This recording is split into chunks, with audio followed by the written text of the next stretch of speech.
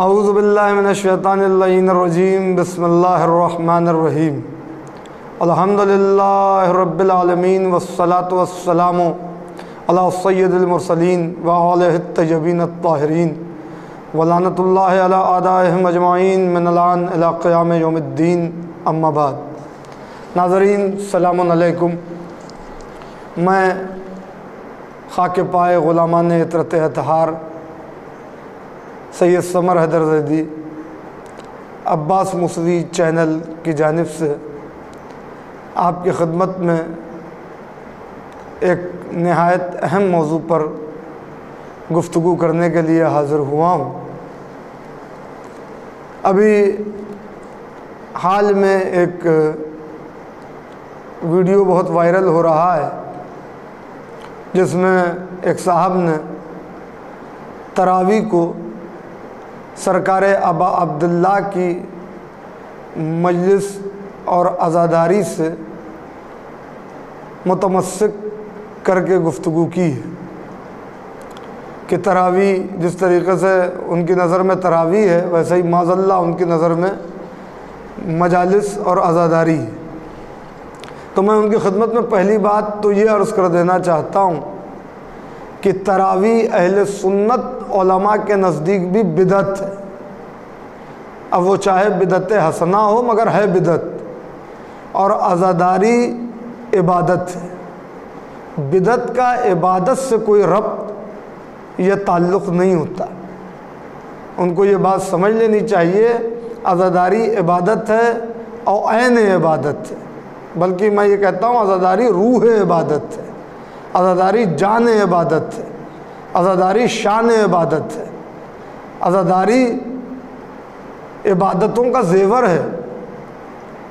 تمام عبادتیں عزاداری کی وجہ سے ہیں، عزاداری عبادتوں کی وجہ سے نہیں ہے، معاف کیجئے گا۔ آج جو یہ نماز ہے عزاداری کی وجہ سے، آج جو یہ روزہ ہے یہ عزاداری کی وجہ سے، حج ہے عزاداری کی وجہ سے، یہ ساری عبادتیں عزاداری کی وجہ سے ہے۔ آپ جیسے ملاؤں کی رواداری اور وزاداری کی وجہ سے نہیں ہے کہ آپ جو اس طریقے کے بیانات دیا کرتے ہیں، کبھی اتحاد کے بستر پر کروٹیں لیتے رہتے ہیں اور اس طریقے کے بیانات دے رہے ہیں آپ کی یہ عزاداری ہے اور وہ تراویح ہے، تو جیسے ایک فرقے میں تراویح ہے ویسے ہی ایک فرقے میں مجلسیں ہیں اور عزاداری ہے۔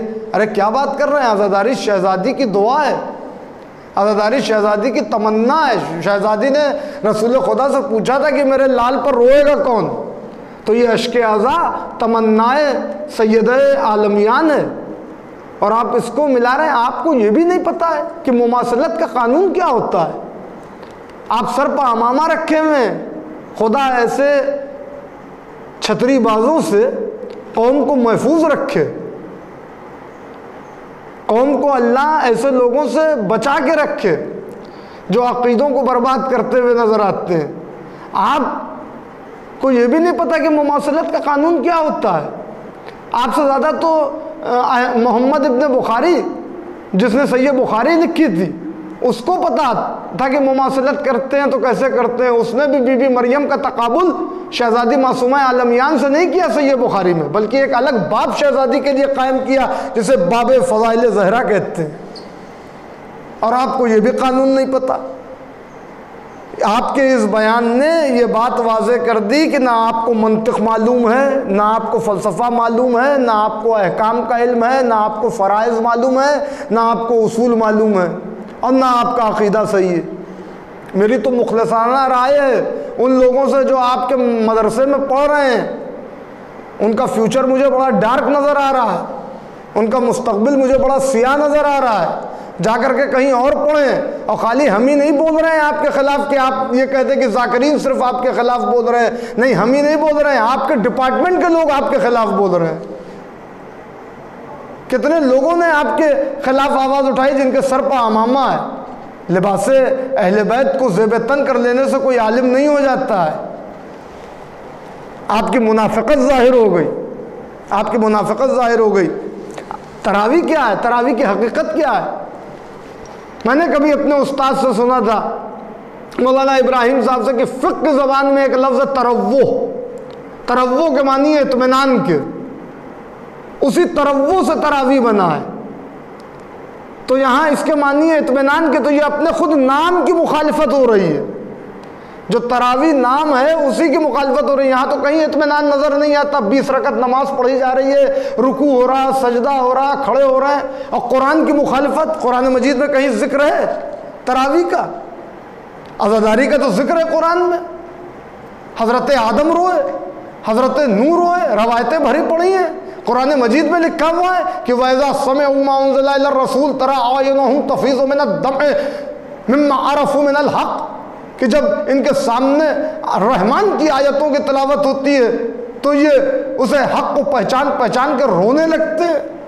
کہیں پر کہا جا رہا ہے وَخَرُّوا لَهُ سُجَّدًا وَبُكِيًّا، کہ یہ روتے روتے سجدے میں گر پڑتے ہیں۔ کہیں پر حضرت یعقوب حضرت یوسف کے فراق میں رو رہے ہیں تو اللہ تعریف کر رہا ہے۔ اللہ کو وہاں روکنا چاہیے تھا، معاذ اللہ کو وہاں پر روکنا چاہیے تھا، ٹوکنا چاہیے تھا کہ کیا بدعت کر رہے ہو، یعقوب کیوں رو رہے ہو، یوسف زندہ ہے۔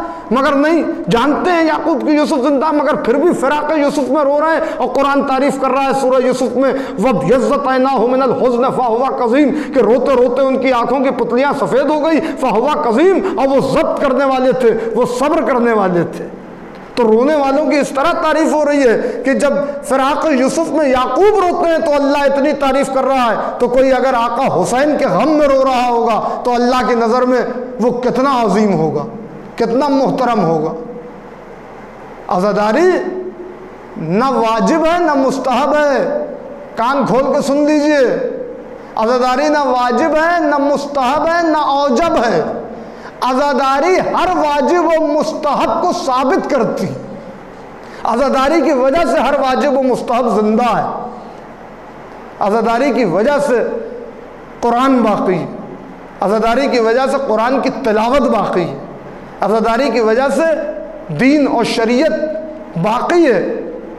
یہ صرف اور صرف اسی عزاداری سرکار سید الشہداء کی وجہ سے۔ اس عزاداری کی بنیاد عالم غیر معلمہ نے رکھی ہے۔ اس عزاداری کا پرچار ہمارے چوتھے امام نے کیا ہے۔ ہمارے پانچویں امام وصیت کرتے ہیں کہ عرفات کے میدان میں مجلس کو برپا کرنا جس میں میرا ذکر ہو، میرے جد کا ذکر ہو۔ تو یہ کیا ہے؟ ہر امام کی خواہش ہے عزاداری۔ خود ہمارے زمانے کا امام کہہ رہا ہے کہ اے میرے جد مظلوم، میں آپ پر صبح و شام روتا ہوں اور خون کے آنسو روتا ہوں۔ تو یہاں تو عالم یہ، اور آپ اس کو ایک بدعت سے جوڑے دے رہے ہیں۔ ایسے بدقسمت آپ کو نظر آئیں گے قوم میں کہ جن کی ماں نے انہیں سفینے میں پیدا کیا، مگر ہاتھ پیر باہر نکالا تو نکل گئے، اور سفینے سے نکلے تو غرق ہو گئے ضلالت کے پانی میں جا کے۔ میں آپ کا نام بھی نہیں لینا چاہتا کیونکہ آپ کو زبردستی ہائی لائٹ کرنا میرا منشا نہیں۔ جتنے لوگوں نے آپ کو جواب دیا بہت اچھا جواب دیا، اور آگے بھی اچھے اچھے جواب آئیں گے۔ میں تو صرف اسی فہرست میں اپنا ایک نام لکھوانا چاہتا ہوں تاکہ کل روز محشر جب ہم سے پوچھا جائے تو ہم کہہ سکیں کہ ہاں ہم نے جواب دیا اپنی اوقات بھر۔ ہوش کے ناخن لیجئے، ایک بدعت کو آپ عبادتوں کی زینت سے جوڑ رہے ہیں۔ کیا ہے یہ تراویح؟ میں نے کہا نا یہ تو اپنے لفظ کی مخالفت ہے۔ اور پھر یہ میرے پاس کتاب رکھی ہوئی ہے، ابھی میں آپ کو حوالے دے رہا ہوں، یہ صحیح بخاری کا حوالہ ہے، یہ کتاب ہے میرے پاس، صحیح بخاری کا حوالہ ہے۔ سنیے تراویح کے متعلق کیا کہا جا رہا ہے کہ تراویح کیا ہے۔ تراویح کی حقیقت یہ کہ تراویح کی نماز کا حکم نہ تو قرآن میں ہے اور نہ رسول خدا نے کبھی اس کا حکم دیا، بلکہ آپ نے عمل سے واضح طور پر اس کے عدم جواز کو ظاہر فرمایا۔ اب سنیے، صحیح بخاری حوالہ ہے، صحیح بخاری کتاب الصیام، اور اس کی حدیث نمبر ہے 1876۔ راوی کون ہے اس کا؟ یحییٰ ابن کبیر۔ اس سے روایت ہے کہ ماہ سیام میں رسول خدا کبھی نصف شب میں مسجد میں جاتے تھے اور نماز پڑھتے تھے۔ کچھ لوگوں کو یہ طریقہ اچھا لگا تو وہ بھی مسجد میں آ کے جمع ہونے لگے۔ ایک دن رسول خدا نہیں آئے، روایت ذرا لمبی ہے میں اسے مختصر کر رہا ہوں۔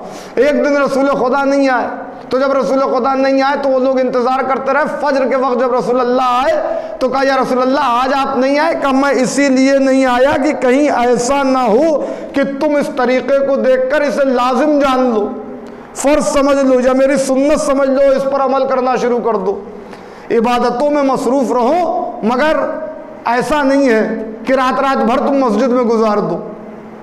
تو رسول خدا نے یہ کہا. اس وقت رسول خدا نے کوئی قرآن کی تلاوت تو کروائی نہیں وہاں کہ نہیں بھائی ٹھیک ہے اب کل سے جو ہے پھر میں آؤں گا اور تم لوگوں میں شوق پیدا ہو گیا ہے تو لہٰذا میں قرآن کی تلاوت کروں گا اور تم پیچھے کھڑے ہو کر کے اسے سننا. تو رسول خدا نے تو یہ عمل کیا نہیں. اور پھر حضور نباز فطرت تھے، شاہد کائنات تھے. وہ جانتے تھے کہ کئی لوگوں کے الگ الگ جسم کے معاملات ہوتے ہیں. کسی میں جسمانی قوت زیادہ ہوتی ہے، کسی میں جسمانی قوت کم ہوتی ہے. کسی کے سحری و افطار کی وجہ سے اکثر ایسا ہوتا ہے کہ پروسیس آف ڈائجیشن میں مسئلے پیدا ہو جاتے ہیں. لہذا کیا یہ ایسا حکم دیا جائے گا کہ 20 رکعت کی نماز پڑھائی جا رہی ہے بقول ایک اہل سنت عالم کے کہ یہ تو بالکل صاحب جو ہے وہ پریڈ کی شکل ہے، کہ جیسے ایک پریڈ ہو رہی ہے. اب آپ دیکھیے اور کیا ہے کہ 20 رکعت نماز پڑھ. اب قرآن کیا کہہ رہا ہے؟ قرآن ہی پڑھا جا رہا ہے مگر قرآن ہی کی مخالفت ہو رہی ہے. قرآن کہہ رہا ہے وَرَتِّلْ قُرْآنَ تَرْتِيلًا، قرآن کو ٹھہر ٹھہر کے پڑھو، قرآن کو رک رک کے پڑھو. اور یہاں کیا عالم ہے؟ پڑھائے چلے جا رہے ہیں، راول پنڈی ایکسپریس کی طرح بھاگے چلے جا رہے ہیں. نہ بسم اللہ کا پتہ ہے، نہ زیر کا پتہ ہے، نہ زبر کا پتہ ہے، نہ جزم کا پتہ ہے، نہ سکتے کا پتہ ہے. کئی جگہوں پر رکنا ہوتا ہے. ذرا سا وہاں جا کے سنیے کس طرح تراویح ہوتی ہے اور اس میں کتنے پہنچتے ہیں اور کتنے جو ہیں اپنے اور بھی کام نپٹا کے آگے پھر کھڑے ہو جاتے ہیں. تو معاذ اللہ عبادت الہی کا ایسا مذاق بنانا. قرآن کی تلاوت آپ فردن کیجئے، اپنا بیٹھ کر کے کیجئے. یہ تھوڑی نہیں کہا گیا. اب یہ رائج کی ہوئی کس کی؟ جب رسول اللہ، جب قرآن نے اس کا حکم نہیں دیا، جب رسول اللہ نے تراویح کا حکم نہیں دیا تو پھر تراویح کو خلیفہ اول نے بھی اپنے دور میں تراویح نہیں پڑھائی. یہ بھی صحیح بخاری میں لکھا ہوا ہے. تو پڑھائی کس نے؟ وہ بھی دیکھ لیجئے. یہ صحیح بخاری کتاب الصیام حدیث نمبر 1875 1875 ابن شہاب سے مروی ہے کہ خلیفہ دویم رمضان کے مہینے میں ایک رات مسجد میں گئے تو انہوں نے لوگوں کو فردن نماز پڑھتے ہوئے دیکھا تو انہوں نے کہا کیا اچھا ہوتا اگر سب مل کے نماز پڑھتے. تو لہٰذا وہاں سے تراویح کی بنیاد رکھی گئی. اور خود خلیفہ دویم بھی نماز نہیں پڑھاتے تھے تراویح کی، کیونکہ ان کو قرآن حفظی نہیں تھا. تو وہ پڑھاتے کہاں سے؟ یہ مستند بات ہے، یہ کوئی میں اپنی طرف سے تھوڑی نہیں کہہ رہا ہوں. تاریخ گواہ ہے اس پر. انہیں قرآن حفظ نہیں تھا. خلیفہ اول کا تو حال یہ تھا کہ پوری زندگی گزر گئی، ایک سورہ بقرہ نہیں یاد ہوا. تو انہیں بھی حفظ نہیں تھا، انہیں بھی حفظ نہیں تھا. تو پڑھاتا کون تھا؟ انہوں نے ایک امام معین کیا تھا. خلیفہ خود تھے اور انہوں نے ایک خود ساختہ امام بنایا. خود ساختہ عمل کے لیے خود ساختہ امام کو منتخب کیا گیا. اس کا نام کیا تھا؟ ابن ابی کعب. اس کو کہتے تھے کہ یہ حافظ ہے، لہذا وہ قرآن پڑھاتا تھا، وہ تراویح کی نماز پڑھاتا تھا اور لوگ پڑھتے تھے. اس طریقے سے مسجد میں جمگٹا ہونے لگا. اس کے بعد خلیفہ سیوم نے یعنی تیسرے خلیفہ نے تراویح پڑھائی کہ نہیں پڑھائی اس کی کوئی دلیل نہیں ملتی، کیونکہ اکثر علماء کہتے ہیں پڑھائی، اکثر علماء اہل سنت ہی کہتے ہیں کہ نہیں پڑھائی. اور اگر پڑھائی تو کس قرآن سے پڑھائی؟ کیونکہ انہوں نے تو زید بن ثابت والا قرآن جمع کروایا تھا. خلیفہ سیوم نے اپنا قرآن جمع کروایا تھا، جسے آج بھی جو قرآن ہے اسے کہا جاتا ہے کہ یہ بیاض عثمانی ہے. تو وہ کس قرآن سے تراویح پڑھاتے تھے؟ اور حافظ تو وہ بھی نہیں تھے. ایک ہی ہستی دامن اسلام میں نظر آتی ہے، وہ قرآن کی حافظ بھی ہے اور قرآن کی محافظ بھی ہے، اب وہ ہے ہمارے مولا کائنات. انہوں نے تو تراویح پڑھائی نہیں، یہ تو مسلم ہے. ایک احتجاج اور پروٹیسٹ ہوا اور اس میں باقاعدہ طور پر خلیفہ دویم کا نام لیا گیا. تو انہوں نے تو تراویح پڑھائی نہیں، مسلم ہے، مولا علی نے پڑھائی نہیں. اچھا اب ایک بات اور سنیے جو قابل غور ہے، اور یہ بھی حوالہ لے لیجئے مجھ سے، لطف سے خالی نہیں ہوگا. صحیح بخاری کے پارہ، حوالے کو ذہن میں رکھیے گا، صحیح بخاری کے پارہ 18 صحیح بخاری پارہ 18 اس کے صفحہ 43 یعنی صفحہ 43 پیج 43 پر یہ روایت ہے جو میں آپ کو سنانے جا رہا ہوں. سنیے. خلیفہ دویم کہا کرتے تھے کہ سورہ الحمد کو یوں نازل کیا گیا، یعنی سورہ الحمد کو جو ہے وہ یوں نازل ہوا، بہت توجہ سنیے گا، آخری حصہ خلیفہ دویم کہہ رہے ہیں، پھر حوالہ سن لیجیے، پارہ 18 صفحہ نمبر 43 43 پیج نمبر 43 صحیح بخاری، اس میں لکھا ہوا ہے کہ خلیفہ دویم کہتے تھے سورہ الحمد یوں نازل ہوا، غیر المغضوب علیہم وغیر الضالین۔ کتاب میرے پاس رکھی ہوئی ہے پورے حوالے کے ساتھ، دونوں کتابیں اور بھی کتابیں موجود ہیں، صحیح بخاری، اور اس میں یہ روایت پارہ 18 کے صفحہ 43 پر کہ غیر المغضوب علیہم وغیر الضالین۔ آج کیا پڑھا جاتا ہے سورہ الحمد میں؟ چاہے اہل تشیع ہو اور چاہے اہل سنت والجماعت ہو، جتنے بھی مسلمان کے فرقے ہوں، سورہ الحمد کے آخر میں کیا پڑھتے ہیں؟ غیر المغضوب علیہم ولا الضالین۔ تو یہ کس نے پڑھایا؟ یعنی ایک روایت کے حساب سے آپ نے خلیفہ دویم کی ایجاد کردہ بدعت پر عمل کیا اور تراویح کو قائم کر دیا، تراویح قائم ہو گئی، مگر اسی خلیفہ دویم کی اس دوسری بات پر عمل کیوں نہیں کیا؟ جبکہ حضور کی حدیث لا صلاۃ الا بسورۃ الفاتحہ، کوئی نماز ہوتی ہی نہیں بغیر سورہ فاتحہ کے، سورہ الحمد کے۔ تو تراویح میں پڑھی جاتی ہے 20 رکعت نماز، ہر رکعت میں سورہ الحمد پڑھا جاتا ہے، تو جب ہر رکعت میں سورہ الحمد پڑھا جاتا ہے تو کون سی آیت پڑھی جاتی ہے؟ وہ جو خلیفہ دویم پڑھتے تھے، اور یہ جو آیت لکھی ہوئی ہے ظاہر ہے یہ خلیفہ دویم کی تو ہے نہیں، خلیفہ دویم نے تو یہ کہا۔ تو یعنی ایک طرف آپ تراویح کے ذریعے ان کی سنت پر عمل کر رہے ہیں، اور دوسری طرف غیر المغضوب علیہم ولا الضالین پڑھ کے انہی کی مخالفت بھی کر رہے ہیں، اب یہ غیر المغضوب علیہم ولا الضالین کس نے پڑھا؟ سنیے گا، جب مولا کائنات کو خلافت ظاہری ملی اور مولا جمعے کی نماز پڑھانے کے لیے مسجد کوفہ میں آئے، اور خطبہ دینے کے بعد مولا نے جب نماز پڑھائی تو ایک نابینا صحابی نے یہ کہا، جس کا سن زیادہ تھا، اس نے یہ کہا، اس کی آنکھوں سے صحیح سے دکھائی نہیں دیتا تھا، اس نے پوچھا من ھذا الفتى، یہ جوان کون ہے؟ تو لوگوں نے کہا تمہیں نہیں پتا، ھذا علی ابن ابی طالب، یہ ابو طالب کا بیٹا علی ہے۔ تو اس نے ایک مرتبہ اپنے ہاتھ کو قبلے کی طرف کیا اور کرنے کے بعد کہا واللہ ذکرنی صلاۃ محمد، قسم خدا کی اس جوان نے رسول والی نماز یاد دلا دی۔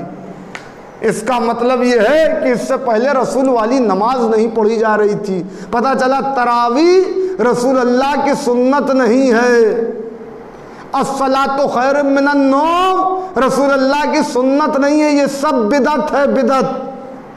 اور جب یہ بدعت ہے اور اس کا کوئی بھی ثبوت پیش نہیں کیا جا سکتا، نہ قرآن سے نہ حدیث سے، تو پھر اب ہم سے نہ پوچھو یہ عزاداری کہاں سے لے کے آئے، یہ ماتم کہاں سے ہے، یہ مجلس کہاں سے ہے۔ اس کے لیے صرف ایک ہی آیت کافی ہے، اور وہ ہے آیت مودت، سورہ شورى کی آیت نشان 23، جس میں اعلان ہو رہا ہے قل لا اسألکم علیہ اجرا الا المودۃ فی القربى۔ باب آخری بات سنیے، اور میں نے اپنی گفتگو کو تمام کیا۔ ہم ان کا کیا جواب دیں جو تراویح و مجلس امام حسین کو معاذ اللہ ملانے کی کوشش کر رہے ہیں؟ ایسے تو نہ جانے کتنے دیوانے ہماری قوم میں پیدا ہوتے تھے، ہوتے ہیں اور ہوتے رہیں گے، ہمیں ان پر کوئی تبصرہ ہی نہیں کرنا ہے۔ عزاداری جان عبادت ہے، روح عبادت ہے، عزاداری تمنا فاطمہ زہرا ہے، عزاداری ہر نبی کی سنت ہے، عزاداری خدا کا حکم ہے، اور عزاداری کو قائم رکھنا خدا کی ذمہ داری ہے۔ کوئی مولوی اور مولانا اس کے لیے کیا اس کے جواز و عدم جواز کا فتویٰ دے گا؟ آخری بات سنیے، کوئی اگر یہ کہے کہ صاحب تراویح میں اتنے پارے پڑھے جاتے ہیں، بھائی آپ کی مسجد میں کتنے پارے؟ اب تو لاک ڈاؤن ہو گیا ہے، 3 طلاق سے گورنمنٹ شروع ہوئی تھی اور تراویح پہ جا کے ختم ہو گئی۔ وہ تو خدا کا جو بھی کہیے کہ انہیں جو ہے وہ عربی نہیں آتی RSS والوں کو، ورنہ شاید اذان میں الصلاۃ خیر من النوم بھی بند کروا دیتے۔ بہرحال عزیزان گرامی، ایک جملہ معترضہ، میں نے اپنی گفتگو کو تمام کیا۔ آخری بات، بھائی کتنے پارے پڑھے جاتے ہیں تراویح میں؟ کوئی کہے صاحب ہماری مسجد میں 4 پارے، کوئی کہے صاحب ہمارے کیا مسجد میں جو ہے وہ 5، کہیں 6، کہیں 7. کہتے ہیں ارے ہم تو ایک ہی دن میں پورا قرآن ختم کر لیتے ہیں. ان سے پوچھئے کہ خلیفہ دویم کے دور میں یا خلیفہ سیوم کے دور میں، تیسرے خلیفہ کے دور میں قرآن میں کتنے پارے پڑھے جاتے تھے؟ میرا سوال ہے سمر حیدر کا. جا کے کوئی پوچھے ان مسلمانوں سے کہ بھیا کتنے پارے پڑھے جاتے تھے، تو ہو سکتا ہے کوئی مولوی نکل آئے جو بتائے ارے صاحب 4 پڑھے جاتے تھے یا 5 پڑھے جاتے تھے. تو اس سے اتنا ضرور پوچھ لیے کہ پارا لکھا کیسے جاتا ہے، اس کی اسپیلنگ کیا ہوتی ہے، ہاؤ ٹو اسپیل، کیسے، کیا اس کا املا ہوتا ہے، کیا اس کی اسپیلنگ ہوتی ہے. تو کہے گا پے الف رے ہے. جیسے ہی وہ پے کہے اسے ٹوک دیجئے گا کہ بھیا جب عربی میں پے ہے ہی نہیں تو یہ پارا آیا کہاں سے. تو پتا چلا کہ اس زمانے میں تو تراویح کی نماز میں یقینی تھا کہ پارے نہیں پڑھے جاتے تھے، اب پارے ختم کرنے کی روایت نہیں تھی. تو پتا چلا ایک تو غیر المغضوب علیہم ولا الضالین کہہ کے آپ نے ان کی مخالفت کی، دوسرے تراویح میں پارے پڑھ کے آپ نے خلفاء کی مخالفت کی، کیونکہ خلفاء کے زمانے میں تو پارے تھے نہیں، یہ تو پارے بعد میں بنائے گئے. بس اس سے زیادہ مجھے اور کچھ نہیں کہنا ہے. اور اپنی قوم کے نوجوانوں سے میری اپیل اتنی ہے دس بستہ کہ یہ دور وہ ہے جس کے لیے 7ویں امام علیہ السلام نے فرمایا کہ آخری زمانے میں اپنے ایمان کو بچانا بہت مشکل ہوگا. ایسے لوگ سر پر لباس زیب تن کر کے ہمارا اور سر پر امامہ رکھ کے آئیں گے، بہکانے کی کوشش کریں گے، طرح طرح کی باتیں کریں گے. آپ پر واجب ہے کہ آپ یا علی مدد کہیں، ناد علی پڑھتے رہیں اور اپنے عقیدوں کا تحفظ کریں، اپنے عقیدوں کو سنبھال کے رکھیں، کیونکہ یہی آپ کی اساس ہے اور یہی آپ کی بنیاد ہے. بہت شکریہ. والسلام وآخر دعوانا ان الحمدللہ رب العالمین.